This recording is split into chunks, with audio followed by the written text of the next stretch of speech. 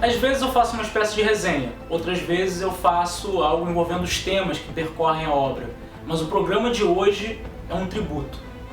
Os irmãos Grimm, Jacob e Wilhelm, registravam no século XIX uma quantidade considerável de contos de tradição oral e de tradição popular. Contos como Chapeuzinho Vermelho, A Bela Adormecida, Hansel e Gretel, ou João e Maria. Mas hoje nós vamos falar de um conto um pouco menos conhecido chamado The Shepherd's Boy, ou O Menino Pastor.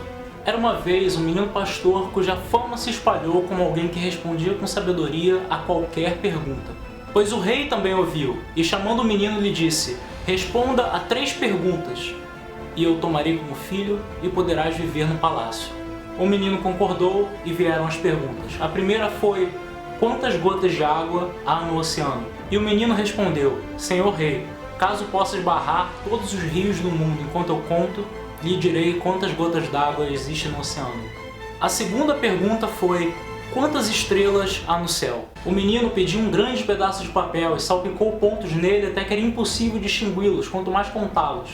Então ele disse ao rei que havia tantas estrelas no céu como pontos naquele pedaço de papel e que apenas era necessário contá-los. A terceira pergunta foi: "Quantos segundos na eternidade?" E o menino respondeu: "Na minha terra existe uma montanha de diamante puro. Se leva 1 hora para escalá-la, se leva 1 hora para contorná-la, mas a cada 100 anos vem um pequeno pássaro e afia seu bico no topo da montanha.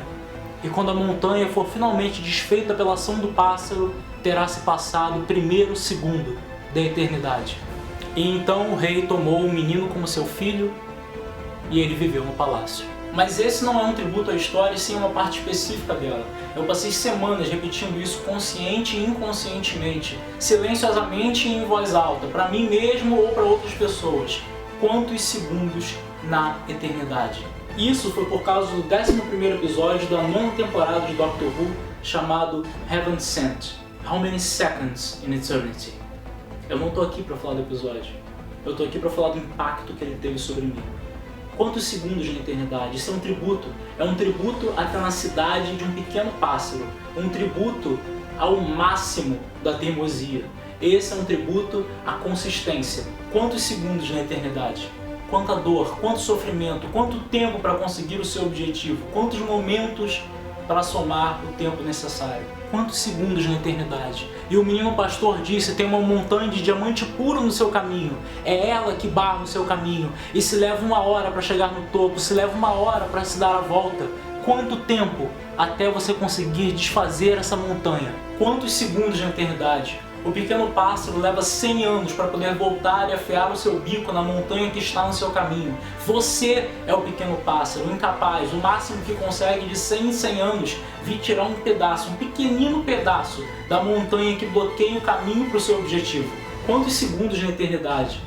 O pássaro leva 100 anos para poder tirar mais um pedaço da montanha. O quanto irrelevante deve ter parecido para ele tanto esforço para tão pouco. Quantas mais vezes ele deve ter se perguntado. Mas ainda assim ele volta, de 100 em 100 anos, sem falta, a tirar mais um pedaço da montanha de diamante. Quantos segundos na eternidade? Qual foi a quantidade de teimosia necessária para esse pássaro? O quão louco ele deve ter parecido para os outros pássaros. Porque se você é esse pássaro, você não é como os outros. E se ele não desistiu, é porque ele nunca admitiu que houvesse essa opção. Quantos segundos na eternidade? E diz o menino pastor: "Quando a montanha de diamante estiver finalmente desfeita, então o 1º segundo da eternidade terá se passado." Esse é o tempo que vai levar. Apenas 1 segundo. 1 segundo da eternidade. E a maioria vai achar que isso é um baita tempo, mas eu, pessoalmente, acho que isso é um puta de um pássaro.